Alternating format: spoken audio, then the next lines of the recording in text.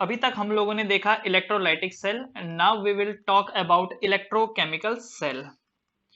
Electrochemical cell या जिसको galvanic cell भी बोला जाता है, ये ऐसा सेल होता है जो केमिकल एनर्जी को इलेक्ट्रिकल एनर्जी में चेंज करता है।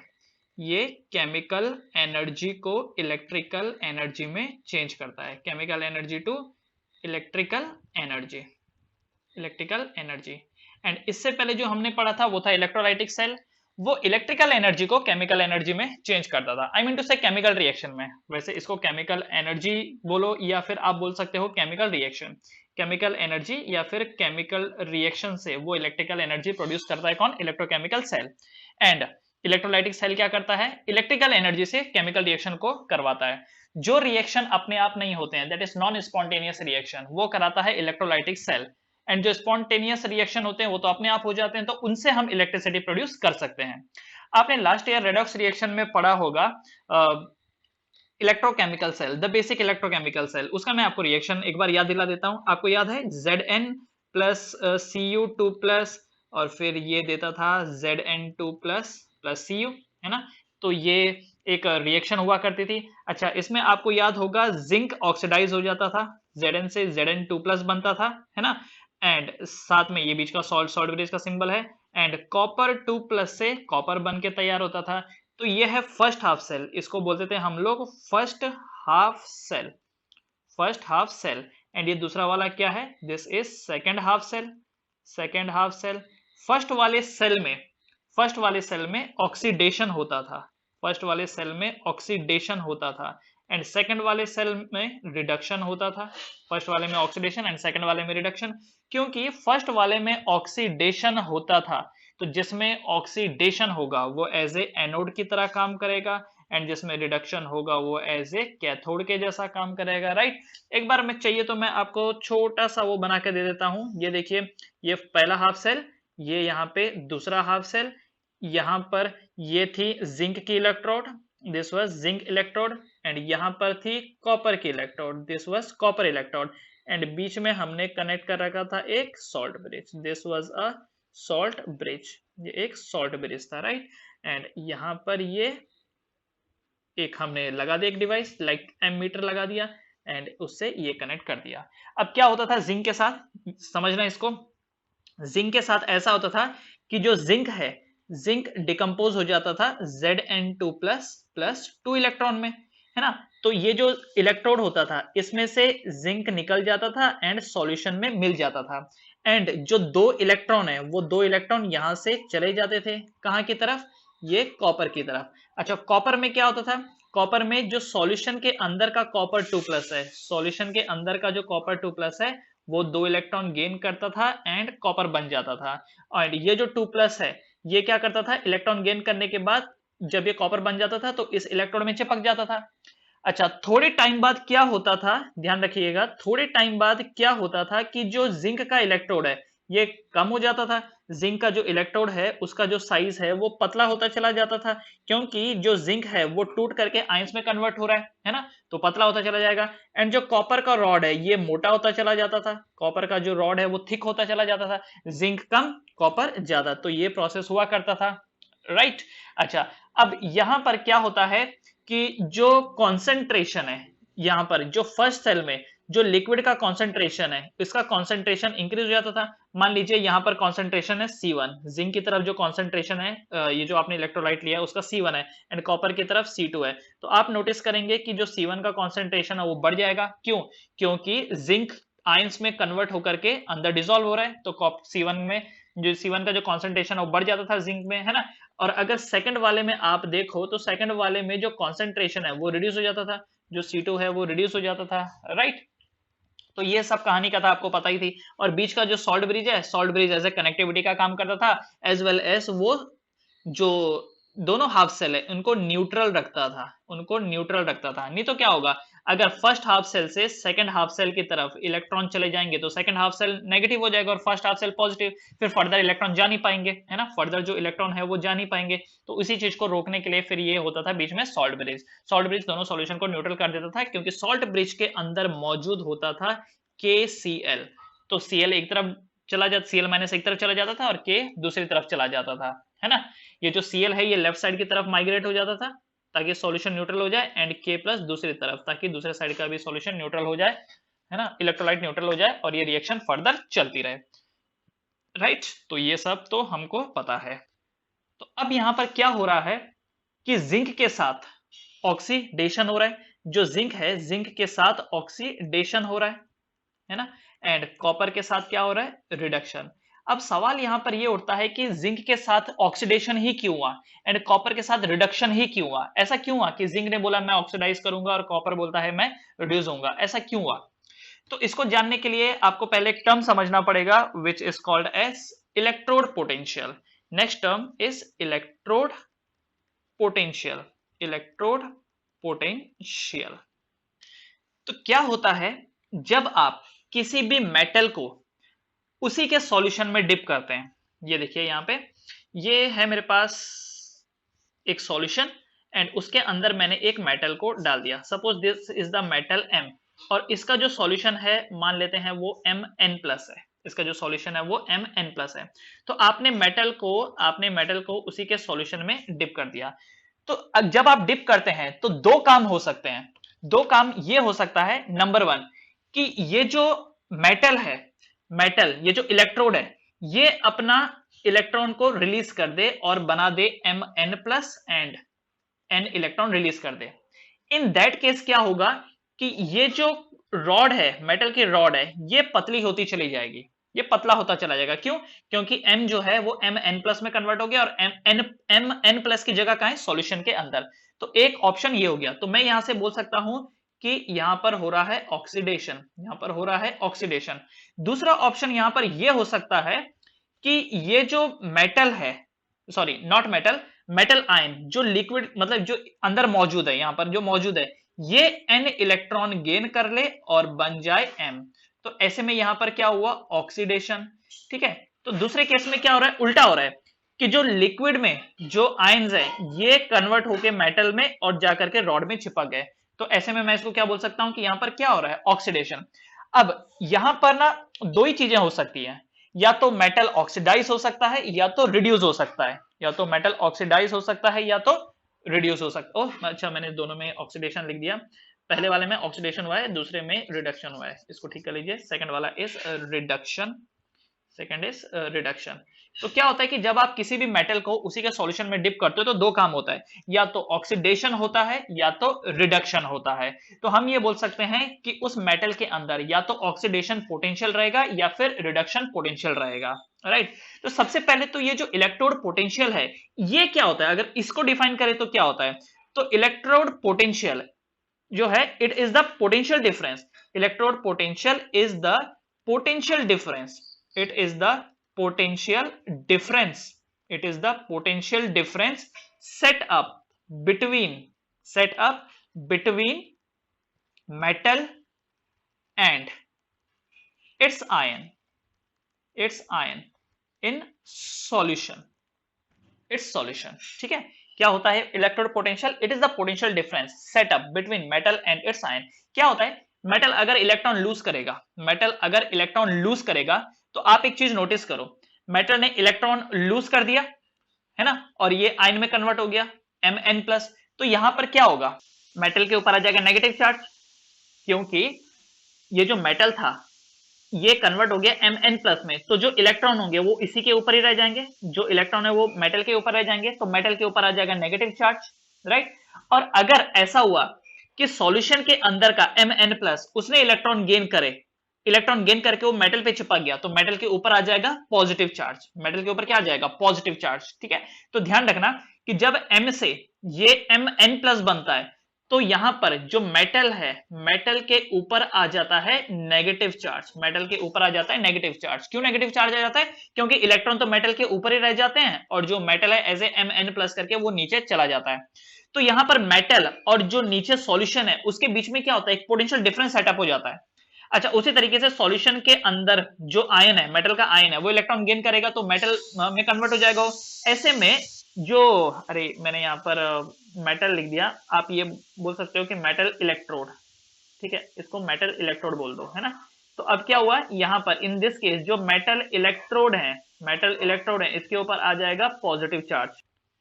अब मेटल इलेक्ट्रोड के ऊपर अगर पॉजिटिव चार्ज आ गया तो सॉल्यूशन का चार्ज क्या हो जाएगा नेगेटिव। तो अगेन पोटेंशियल डिफरेंस सेटअप हो गया, इसलिए बोला गया it is the potential difference setup between metal and it's ion in the solution. तो जब भी किसी मेटल को आप उसके सॉल्यूशन में डिप करते हैं तो दो ही काम हो सकते हैं, या तो मेटल इलेक्ट्रॉन लूज करेगा या तो गेन करेगा। ठीक है, इलेक्ट्रॉन अगर लूज करता है वो तो एज ए आयन बनकर के वो सॉल्यूशन के अंदर चला जाता है, जिसकी वजह से सॉल्यूशन का पॉजिटिव चार्ज हो जाता है एंड जो इलेक्ट्रोड है उसका नेगेटिव चार्ज हो जाता है। दूसरा केस ये हो सकता है कि जो सॉल्यूशन में जो मेटल आयन है ये इलेक्ट्रॉन गेन करेगा और मेटल में कन्वर्ट हो जाएगा, जिसकी वजह से मेटल के ऊपर पॉजिटिव चार्ज आ जाएगा एंड सॉल्यूशन का नेगेटिव चार्ज हो जाएगा। तो मेटल के ऊपर पॉजिटिव आएगा, सॉल्यूशन में नेगेटिव, सॉल्यूशन में पॉजिटिव, मेटल में नेगेटिव। तो अगेन क्या हो गया, एक पोटेंशियल डिफरेंस सेटअप हो गया है। इसी पोटेंशियल डिफरेंस को बोलते हैं हम लोग इलेक्ट्रोड पोटेंशियल। अच्छा, ये जो इलेक्ट्रोड पोटेंशियल होता है इसको दो तरीके से देखा जाता है। ये जो है ना इलेक्ट्रोड पोटेंशियल, इसको दो तरीके से देखा जाता है। एक होता है oxidation potential, one is oxidation potential. मतलब ये जो इलेक्ट्रोड पोटेंशियल है ना इसको दो वे में देखा जाता है, एक ऑक्सीडेशन पोटेंशियल एंड एक reduction potential. Oxidation potential and reduction potential.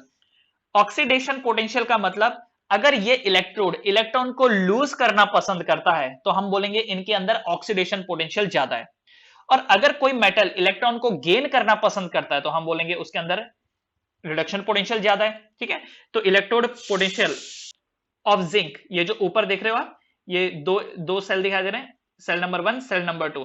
तो सेल नंबर 1 में जो जिंक है वो ऑक्सीडाइज होना पसंद कर रहा है, इसीलिए यहां पर ऑक्सीडेशन पोटेंशियल ज्यादा है। ठीक है, जबकि ये सेल नंबर 2 में क्या हो रहा है, सेकंड हाफ सेल में कॉपर जो है वो रिड्यूस होना पसंद कर रहा है, इसलिए कॉपर के अंदर रिडक्शन पोटेंशियल ज्यादा है। तो जिसको ऑक्सीडाइज होना है उसके अंदर ऑक्सीडेशन पोटेंशियल ज्यादा होता है और जिसको रिड्यूस होना है उसके अंदर रिडक्शन पोटेंशियल ज्यादा होता है। तो इलेक्ट्रोड पोटेंशियल को दो वे में हम लोग देखते हैं, एक ऑक्सीडेशन पोटेंशियल और एक रिडक्शन पोटेंशियल। एंड इन दोनों के बीच का जो रिलेशन है oxidation potential and reduction potential, इन दोनों के जो बीच का रिलेशन है वो ऐसा है कि ऑक्सीडेशन पोटेंशियल, तीसरा point, oxidation potential is negative of reduction potential. Oxidation potential is negative of reduction potential, या फिर आप बोल सकते हो कि reduction potential is negative of the oxidation potential. तो अगर ऑक्सीडेशन पोटेंशियल की वैल्यू पॉजिटिव होगी तो रिडक्शन पोटेंशियल की नेगेटिव, और अगर रिडक्शन पोटेंशियल की नेगेटिव तो ऑक्सीडेशन की पॉजिटिव, ऑक्सीडेशन पोटेंशियल की पॉजिटिव। ठीक है, अब एक सवाल यहां पर आता है कि हम इलेक्ट्रोड पोटेंशियल को कैसे कैलकुलेट कर सकते हैं, हम इलेक्ट्रोड पोटेंशियल को कैसे कैलकुलेट कर सकते हैं। तो देखो हम लोग को करना क्या होता है कि एक ऐसा डिवाइस हम लोग लेते हैं जिसको हम लोग स्टैंडर्ड हाइड्रोजन इलेक्ट्रोड बोलते हैं, उसको हम लोग दोनों हाफ सेल में एक एक करके कनेक्ट करते हैं और पता कर लेते हैं कि कितना उसका इलेक्ट्रोड पोटेंशियल है। जैसे एक एग्जांपल के लिए, जैसे समझिए ये पहला हाफ सेल है एंड ये दूसरा हाफ सेल है, राइट। मैं उसी का एग्जांपल लूंगा, एक जिंक का लूंगा और एक कॉपर का लूंगा। तो यहां पर जो जिंक है ना, जिंक कन्वर्ट हो रहा है जिंक 2+ में, एंड यहाँ पर क्या है कि कॉपर 2+ कन्वर्ट हो रहा है कॉपर में, और ये आपने लगा दिया electrode, this is the electrode, and बीच में क्या है, सॉल्ट ब्रिज है, this is the salt bridge in between. ठीक है, तो अब उसके बाद यहाँ पर आपने लगा दिया एमीटर, यहाँ पर आपने लगा दिया एमीटर, राइट। तो अब क्या होगा, एमीटर या let's say volt meter, volt meter क्या बताएगा, वोल्टेज बताएगा। ठीक है, तो यहाँ पर हमने लगा दिया voltmeter, this is the ammeter, हटाओ वोल्ट मीटर यहाँ पे आपने लगा दिया। ऑलराइट, अब क्या होगा कि मान लीजिए ये जो पूरा सिस्टम है, ये पूरा सिस्टम लेट्स से एक एग्जांपल के लिए बता रहा हूं मैं, ये पूरा सिस्टम 5 वोल्ट आपको बता रहा है, इस पूरे सिस्टम का जो आउटपुट है वो 5 वोल्ट है। अब यहां पर ये समझ में नहीं आएगा कि जिंक का कितना कंट्रीब्यूशन है एंड कॉपर का कितना कंट्रीब्यूशन है, दोनों का कितना कंट्रीब्यूशन है। वैसे मुझे वोल्टेज नहीं, मुझे ईएमएफ बोलना चाहिए, है ना, कि जो सेल का ईएमएफ है, यहाँ पर जो सेल का ईएमएफ है वो कितना है। अच्छा, एक बात मैं आपको बता दूं, फिजिक्स में भी आपने पढ़ रखा है कि ईएमएफ एंड वोल्टेज दोनों में एक माइनर सा फर्क है। माइनर सा फर्क ये है कि वोल्टेज कहीं का भी हो सकता है between any 2 point of the circuit, लेकिन सॉरी क्या बोला मैंने, वोल्टेज, यस, वोल्टेज जो है वो किसी भी 2 पॉइंट के बीच का हो सकता है इन अ सर्किट, जबकि ईएमएफ ये भी पोटेंशियल डिफरेंस होता है। सी पोटेंशियल तो पोटेंशियल है ही, पोटेंशियल डिफरेंस तो पोटेंशियल डिफरेंस है ही, ईएमएफ भी एक पोटेंशियल डिफरेंस है, लेकिन ये उन चीजों के लिए यूज होता है जो एनर्जी प्रोड्यूस कर सकते हैं, जैसा सेल एनर्जी प्रोड्यूस करता है तो उनके लिए हम लोग ईएमएफ बोलते हैं। तो ईएमएफ बोलते वक्त हमको इंटरनल रेजिस्टेंस ध्यान में रखना होता है। तो ये जो चीज है ये फिजिक्स में बहुत अच्छे से मैंने समझा रखी है, आप एक बार फिजिक्स का वीडियो जरूर देखना है इस ईएमएफ के लिए, राइट।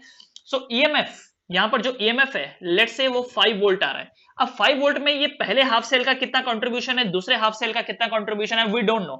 हो सकता है कि जो जिंक है, हो सकता है जो जिंक है ये 2 वोल्ट का कंट्रीब्यूशन रख रहा हो एंड कॉपर वाला 3 का, हो सकता है जिंक वाला 1 का रख रहा हो और ये 4 का। तो एक्चुअली ये ढेर सारे कॉम्बिनेशन है, हमको नहीं पता कि एक्चुअली कौन सा कितना कंज्यूम कर रहा है, मतलब कौन सा कितना प्रोड्यूस कर रहा है ईएमएफ, राइट।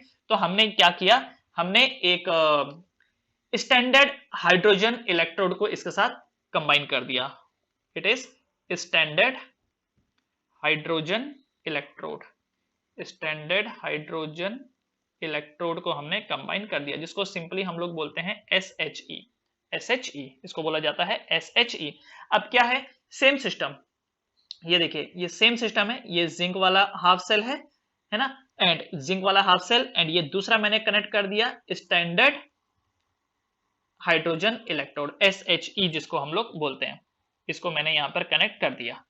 अब जब मैंने इसको कनेक्ट किया तो भाई क्या होगा ये, तो देखिए जरा, ये यहां से अगेन सॉल्ट ब्रिज आ गया, this is the salt bridge, and ये मेरे पास है हाइड्रोजन इलेक्ट्रोड। हाइड्रोजन इलेक्ट्रोड कैसा होता है ये मैं बताऊंगा आपको, ठीक है ना। तो यहां से मैंने इसको कनेक्ट कर लिया और मैंने ईएमएफ मेजर कर लिया, राइट, मैंने इसका ईएमएफ मेजर कर लिया। तो मैंने यहाँ पे देखा कि ये जो जिंक है, जिंक के साथ क्या हुआ कि जिंक Zn2+ हुआ।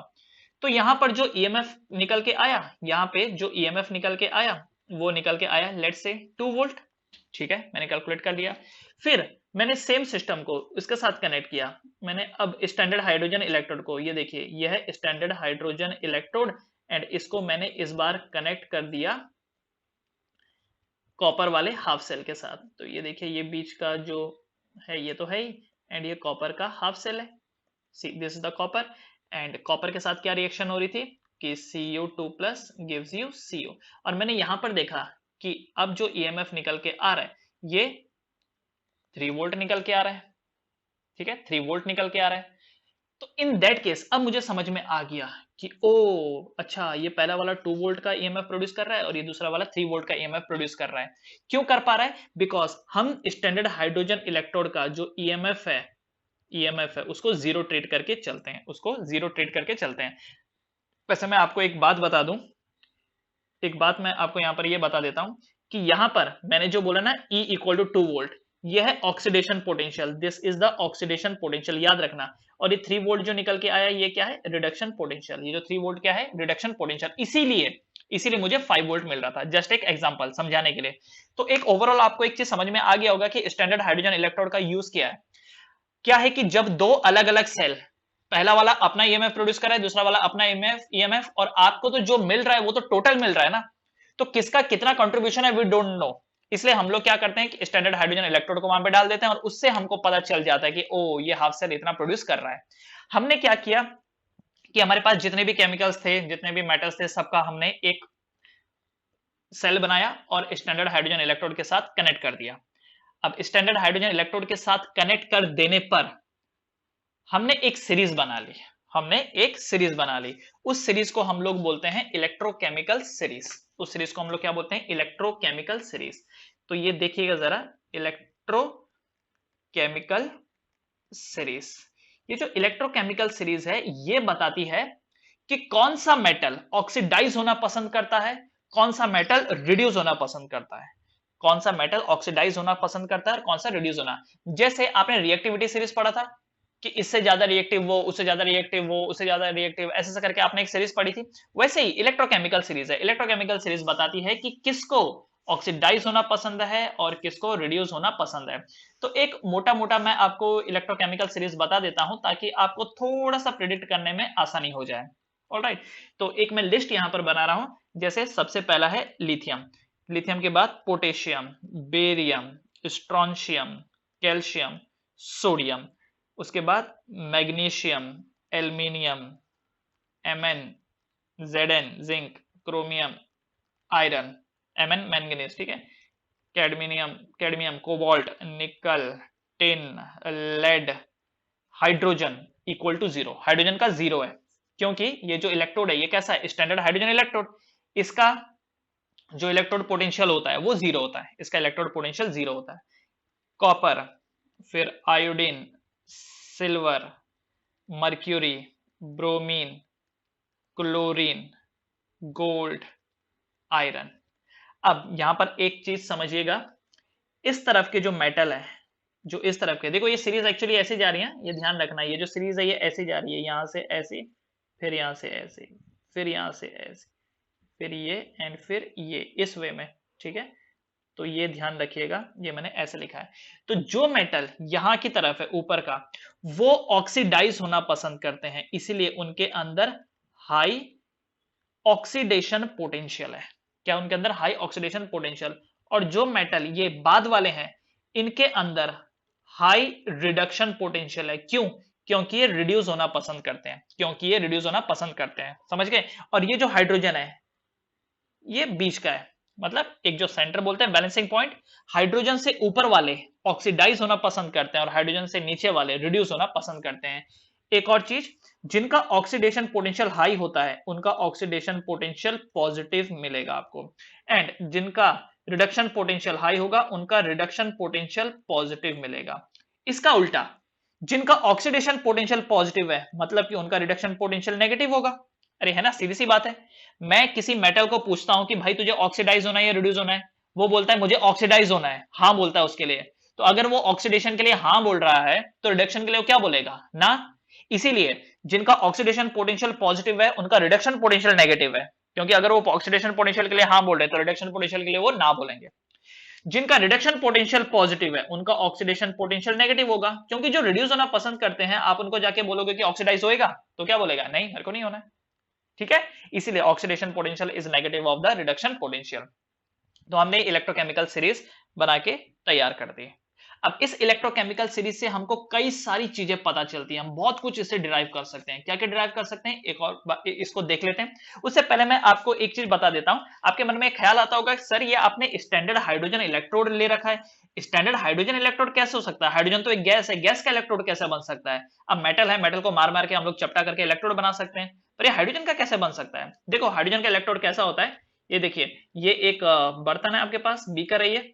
इस बीकर के अंदर आप ना एक ये देखो, ये इस शेप का, ये देख रहे हो, ये इस शेप का हमने, ये देखिए एक टेस्ट ट्यूब डाल दिया, मतलब उल्टा टेस्ट ट्यूब ऐसा डाल दिया। यहां से हाइड्रोजन अंदर एंटर करता है, this is the entry for the hydrogen, ठीक। ओके, ये जो अंदर इसके लिक्विड भरा पड़ा है, दिस लिक्विड इज, ये जो लिक्विड है ये इसके अंदर H प्लस है, इसके अंदर H प्लस, और कितना, 1 मोलार H प्लस है।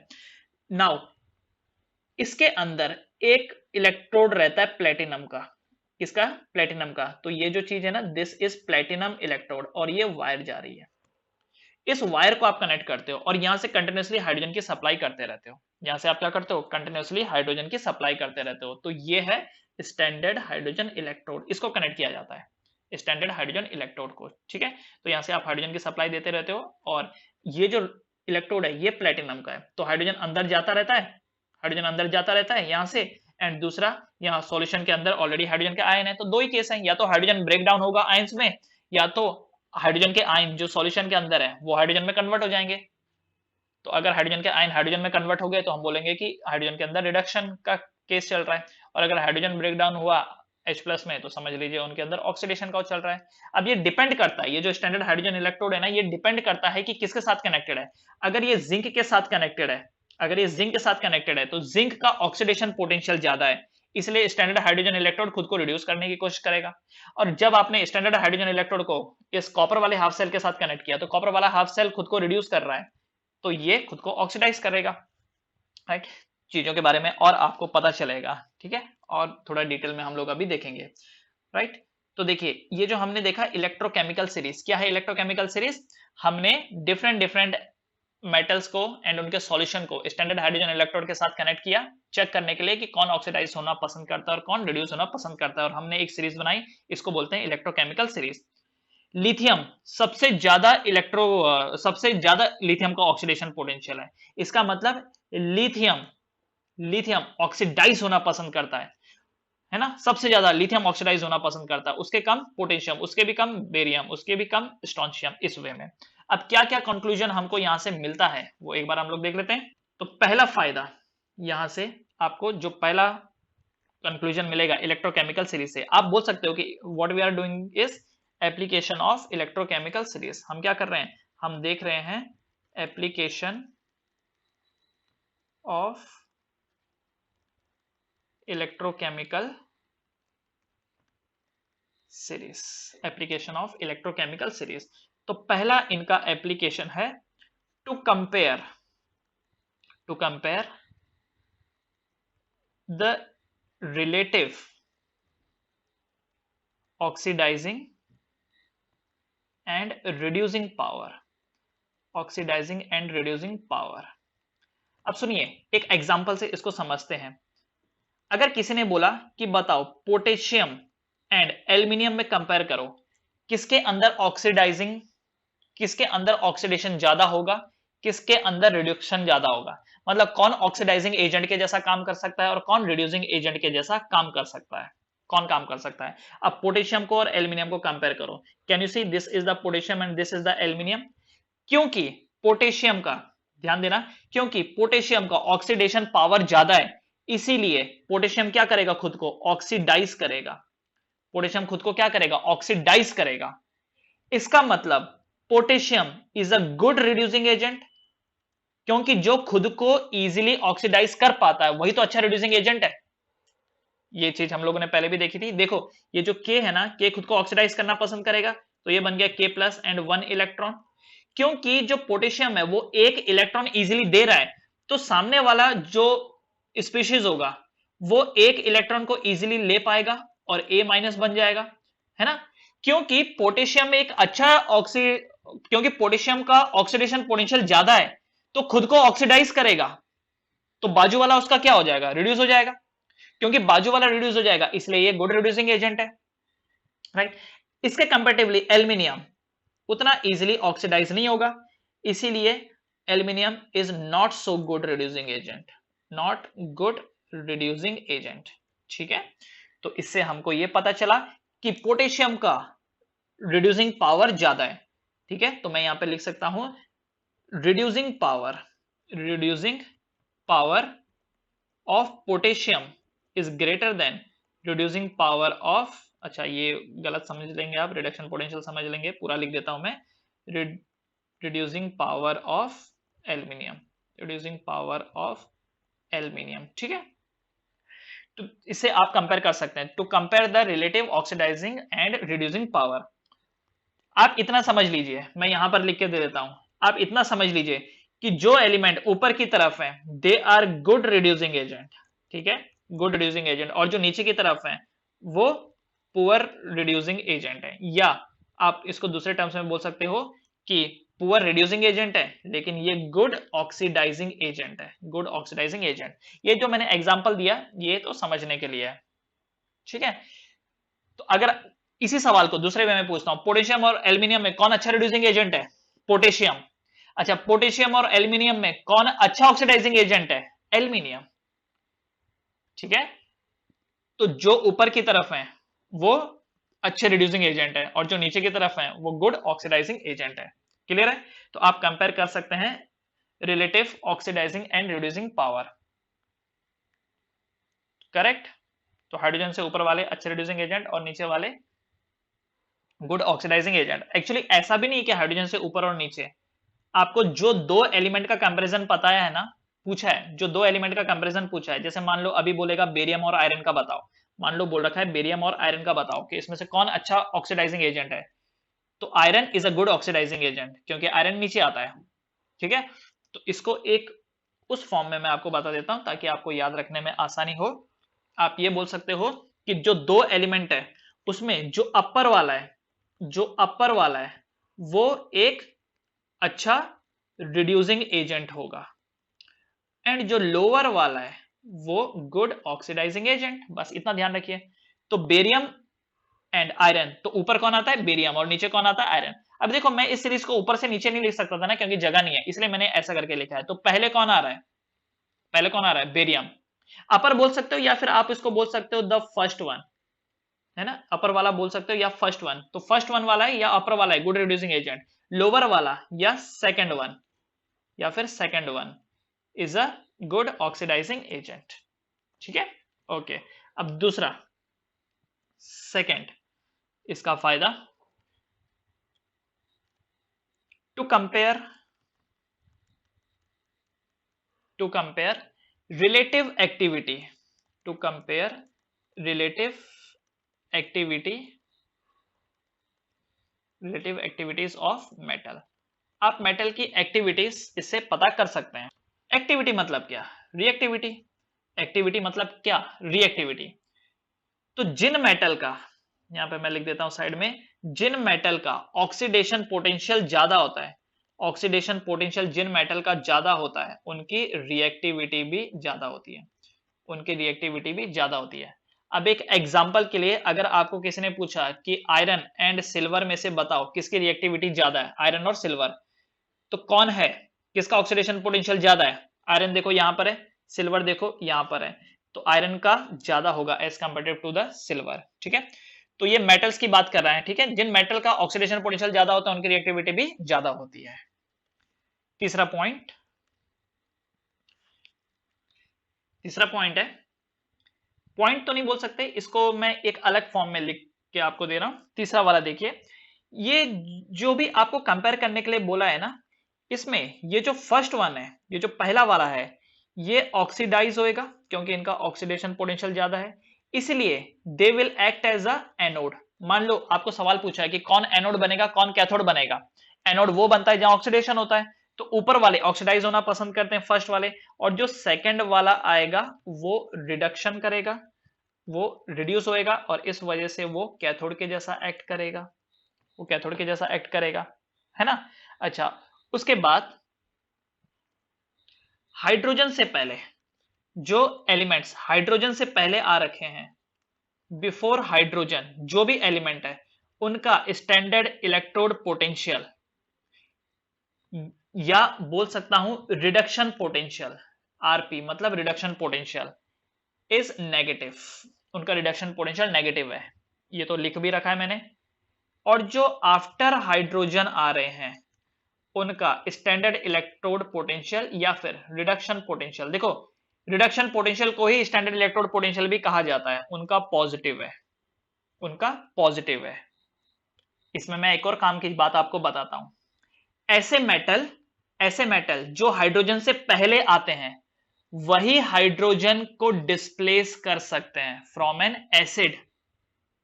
ठीक है, ऐसे मेटल आप लिख सकते हो, metals with oxidation potential greater than hydrogen,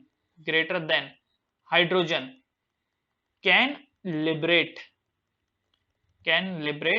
H2 gas, ठीक है, ऐसे मेटल्स जिनका ऑक्सीडेशन पोटेंशियल हाइड्रोजन से ज्यादा है वही हाइड्रोजन गैस को लिबरेट कर सकते हैं। जैसे टेक एन एग्जांपल, एक एग्जांपल लिखिए, जैसा आपने क्लास 10 में पढ़े थे ना डिफरेंट टाइप ऑफ रिएक्शन, आपने एक चीज पढ़ा था कि metal plus acid give you salt plus H2, याद है ये रिएक्शन? क्या इसमें कोई सा भी मेटल ले लो, क्या कोई सा भी मेटल ले लो? नहीं, लाइक सोडियम अगर किसी एसिड के साथ रिएक्ट करता है, लेट्स से HCl, तो ये बनाएगा NaCl प्लस H2, तो यहां पर हाइड्रोजन गैस लिबरेट होगी। क्यों? क्योंकि सोडियम का इलेक्ट्रोड पोटेंशियल, या बोल सकते हैं sodium not electrode potential sorry, sodium का जो ऑक्सीडेशन पोटेंशियल है वो हाइड्रोजन से ज्यादा है। ऑक्सीडेशन पोटेंशियल किसका पॉजिटिव होता है? देखो हाइड्रोजन से ज्यादा है ना ऑक्सीडेशन पोटेंशियल, पहले वालों का, हाइड्रोजन से जो पहले आ रहे हैं उनका ऑक्सीडेशन पोटेंशियल पॉजिटिव है। तो जिनका ऑक्सीडेशन पोटेंशियल हाइड्रोजन से ज्यादा हो, क्योंकि हाइड्रोजन का तो जीरो है, तो जिनका ऑक्सीडेशन पोटेंशियल, याद रखना मैं ऑक्सीडेशन पोटेंशियल की बात कर रहा हूं, मैं रिडक्शन पोटेंशियल की बात नहीं कर रहा हूं, क्योंकि दो टाइप से मैं बता सकता हूं, एक ऑक्सीडेशन पोटेंशियल और एक रिडक्शन पोटेंशियल। ठीक है, जैसे किसी भी काम को हम लोग ऐसा बता सकते हैं ना कि काम हुआ, हाँ हुआ, काम हुआ, नहीं हुआ, तो हुआ और नहीं हुआ। जैसे हम बोलते हैं ना ग्लास क्या है, आधा खाली है आधा भरा है, तो कुछ लोग बोलेंगे ग्लास आधा भरा है, कुछ लोग बोलेंगे ग्लास आधा खाली है। तो दो तरीके से इसको बोला जा सकता है। वैसे ही यहां पर है, हो सकता है सामने वाला आपको रिडक्शन पोटेंशियल के टर्म्स में बोले, हो सकता है वो ऑक्सीडेशन पोटेंशियल के टर्म्स में बोले, तो जिसके भी टर्म्स में बोले आपको उसी टर्म्स में बात करनी है। मैं यहाँ पर ऑक्सीडेशन पोटेंशियल के टर्म्स में बात कर रहा हूं। तो जिनका ऑक्सीडेशन पोटेंशियल हाइड्रोजन से ज्यादा होता है वही हाइड्रोजन को लिबरेट कर सकते हैं। कल के दिन अगर यहाँ पर ये दिया हुआ है कि देखो ये है सिल्वर प्लस HCl, ये आपको दे रहा है AgCl प्लस H2, तो क्या ये पॉसिबल है रिएक्शन? नहीं, ये पॉसिबल नहीं है। क्यों? क्योंकि देखो सिल्वर कहाँ आ रहा है, हाइड्रोजन के बाद आ रहा है, तो silver will not liberate hydrogen gas, silver will not liberate hydrogen gas. तो metal plus acid give you salt and hydrogen, ये तो आपको पता था और आपने इसका एग्जांपल देखा भी होगा बुक में, बट आपने सिल्वर का एग्जांपल नहीं देखा होगा क्योंकि सिल्वर लिबरेट नहीं करता। तो 10th में जो आपने पढ़ा था वो आप समझ लो आपने आधा ही पढ़ा था, ठीक है, पूरा आपने यहां पर पढ़ लिया, राइट। फिर आपके मन में एक सवाल आएगा कि ऐसा क्यों, सोडियम ने डिस्प्लेस कर दिया लेकिन सिल्वर क्यों नहीं कर पा रहा है? सोडियम ने इसलिए डिस्प्लेस किया क्योंकि सोडियम का ऑक्सीडेशन पोटेंशियल ज्यादा था। सोडियम का देखो पहले ऑक्सीडेशन स्टेट क्या था, 0, अब कितना बन गया +1। तो सोडियम ने हाइड्रोजन को बोला देख मैं ऑक्सीडाइज होऊंगा, इसलिए सोडियम Na+ बना और Na+ फिर Cl के साथ कंबाइन हो गया। लेकिन सिल्वर जो है, सिल्वर में इतना दम नहीं है, सिल्वर में इतना दम नहीं है कि ये सिल्वर 1+ बना सके। क्यों? क्योंकि ऑक्सीडेशन पोटेंशियल हाइड्रोजन का ज्यादा है, इसलिए हाइड्रोजन बोलेगा कि मुझे ऑक्सीडाइज होना है, सिल्वर को वो मौका ही नहीं देगा, अपॉर्चुनिटी नहीं मिलेगी सिल्वर को। सोडियम का ऑक्सीडेशन पोटेंशियल ज्यादा था इसलिए उसने HCl में हाइड्रोजन को फोर्स किया कि मैं ऑक्सीडाइज होऊंगा, तू नहीं होएगा। लेकिन सिल्वर में उतना दम कहां है, सिल्वर का ऑक्सीडेशन पोटेंशियल हाइड्रोजन से कम है, इसलिए सिल्वर कभी भी ऑक्सीडाइज नहीं हो पाएगा, इसलिए वो हाइड्रोजन गैस को लिबरेट नहीं कर पाएगा। इसी चीज से मैं एक कंक्लूजन और बना सकता हूं, और वो कंक्लूजन ये है, वो कंक्लूजन है कि फर्स्ट मेटल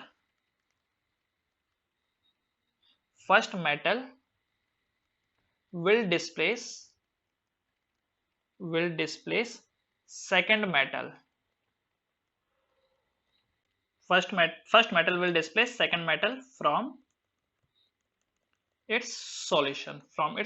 जैसे एग्जांपल के लिए आपने देखा था Zn plus CuSO4, तो ये क्या होगा ZnSO4 plus Cu, क्योंकि पहले कौन आ रहा है Zn, तो देखो जरा ये Zn है, Zn किसको डिस्प्लेस कर देगा, कॉपर को, क्योंकि कॉपर किधर आ रहा है, कॉपर बाद में आ रहा है, तो पहले मेटल दूसरे वाले मेटल को डिस्प्लेस कर देते हैं उसके सॉल्यूशन से। तो ये एक और एप्लीकेशन हो गया।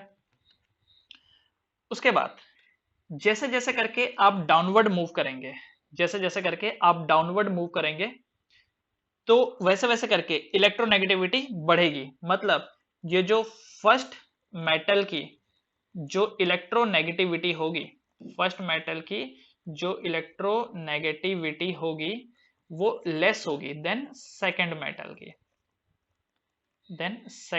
की, ठीक है, सेकंड मेटल की electronegativity, first metal electronegativity will be less than second metal electronegativity, तो ये भी आप ध्यान दीजिएगा। अब चौथा, ये तो तीसरा तो एक जनरल वो था, चौथा इसका यूज क्या है। तीसरा जो पॉइंट था इसमें इंफॉर्मेशन गैदरिंग का इसका यूज था कि आप बहुत सारी चीजें इसमें पता लगा सकते हैं ना। चौथा जो पॉइंट है वो आप बोल सकते हो to calculate standard EMF of an electrode, to calculate standard EMF of any electrochemical cell, electrochemical cell, किसी भी सेल का आप E0 निकाल सकते हो, किसी भी सेल का आप E0 निकाल सकते हो। E0 का मतलब क्या हो गया, EMF, मतलब कि कितना EMF वो प्रोड्यूस कर सकता है, कितना EMF वो प्रोड्यूस कर सकता है। अच्छा, तो EMF के लिए एक फॉर्मूला आपको ध्यान रखना है, EMF ऑफ द सेल, याद रखिए मैं किसी एक हाफ सेल की नहीं कर रहा हूं, ओवरऑल की बात कर रहा हूं। EMF of the cell will be E0, EMF of the cell will be equal to, EMF of the cell be equal to, अगर रिडक्शन पोटेंशियल के टर्म्स में देखेंगे तो रिडक्शन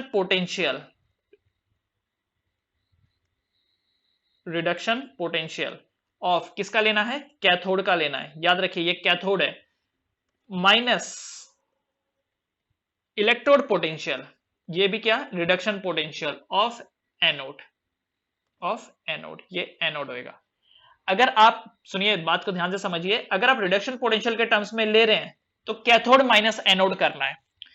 अगर आप सोचें कि नहीं मुझे तो ऑक्सीडेशन पोटेंशियल के टर्म्स में चाहिए, अगर आप ऑक्सीडेशन पोटेंशियल ले रहे हैं या क्वेश्चन में आपको ऑक्सीडेशन पोटेंशियल दिया है, तो आपको एनोड माइनस कैथोड करना है, आपको एनोड माइनस कैथोड करना है ऑक्सीडेशन पोटेंशियल के टर्म्स में। ठीक है, बात समझ में आया?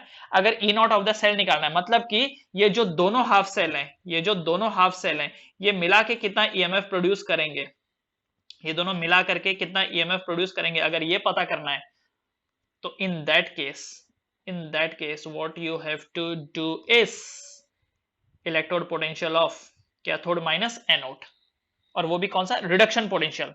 क्योंकि ये जो इलेक्ट्रोड पोटेंशियल होता है ना, या जिसको स्टैंडर्ड इलेक्ट्रोड पोटेंशियल बोलते हैं, ये दो तरीके से डिस्क्राइब किया जाता है, एक रिडक्शन पोटेंशियल के टर्म्स में और एक ऑक्सीडेशन पोटेंशियल के टर्म्स में। अगर रिडक्शन पोटेंशियल के टर्म्स में दिया है तो याद रखिए कैथोड माइनस एनोड करना है, और अगर ऑक्सीडेशन पोटेंशियल के टर्म्स में दिया है तो एनोड माइनस कैथोड करना है, एनोड माइनस कैथोड करना है। ओके, अच्छा, ये फॉर्मूला भी तभी लगता है जब कॉन्सेंट्रेशन कांस्टेंट हो, कॉन्सेंट्रेशन कांस्टेंट हो इन बोथ सेल, या ये बोलूं कि जब कॉन्सेंट्रेशन 1 मोलार हो, या सिंपल सा कॉन्सेंट्रेशन, ये फॉर्मूला आप तभी इस्तेमाल करोगे जब आपको बोल रखा है कॉन्सेंट्रेशन 1 मोलार है of the electrolyte in both the solution, इसमें भी 1 मोलार है और इसमें भी 1 मोलार है, तब आपको ये यूज करना है।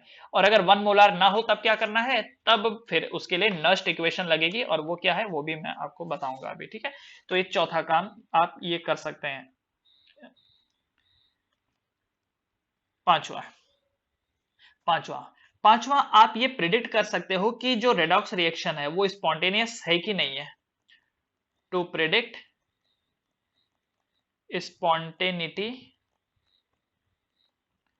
of a redox reaction, to predict spontaneity of a redox reaction, आप एक redox reaction की spontaneity पता कर सकते हैं।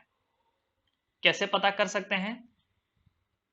अगर किसी redox reaction में EMF पॉजिटिव आया तो समझ जाइए वो रिएक्शन स्पॉन्टेनियस है, अपने आप होगा। ये जो फॉर्मूला मैंने अभी आपको दिया EMF का, ये जरा देखिए, ये EMF का ये फॉर्मूला देख दिया मैंने आपको। What you have to do is आपको कैलकुलेट करना है, अगर EMF ऑफ द सेल आपको पॉजिटिव निकल के आ रहा है, पॉजिटिव दे रहा है, तो इसका मतलब वो जो रिएक्शन है वो स्पॉन्टेनियस है, वो रिएक्शन स्पॉन्टेनियस है। और अगर E naught of the cell negative निकल के आ रहा है तो इसका मतलब नॉन स्पॉन्टेनियस है, नॉन स्पॉन्टेनियस है। ठीक है, मतलब कि जैसे एक एग्जांपल के लिए जो पहला रिएक्शन है, मान लीजिए Zn plus CuSO4 give you ZnSO4 plus Cu, आपके सामने ये एक रिएक्शन दे रखी है, और यहां पर बता रखा है कि जो ई नॉट ऑफ द सेल है वो आ रहा है लेट्स से 5 वोल्ट।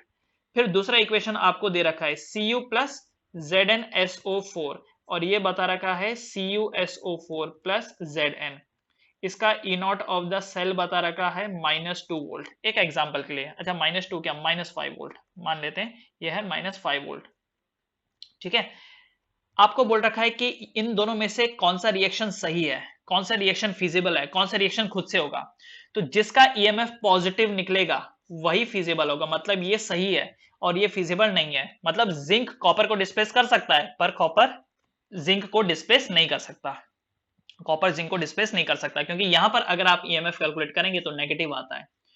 तो किसी भी रिएक्शन को प्रैक्टिकली करवाने से बेटर है पहले थ्योरेटिकली देख लो, है ना, ये इसका फायदा है। वरना आपको बार बार चेक करना पड़ता है, केमिकल ए को केमिकल बी में मिक्स करके देख रहे हैं कि क्या ये रिएक्शन होगा नहीं होगा। अब इसमें आपका टाइम जाएगा और एनर्जी जाएगी, ढेर सारा पैसा भी लगेगा कि रिएक्शन होती है कि नहीं होती है पता करने के लिए। लेकिन अगर आपको ये पता है, इलेक्ट्रोकेमिकल सीरीज पता है, तो डायरेक्टली आप उनका EMF कैलकुलेट करेंगे, और EMF अगर पॉजिटिव निकल गया या समझ लीजिए हो जाएगा रिएक्शन, और अगर नेगेटिव आए तो नहीं हो पाएगा।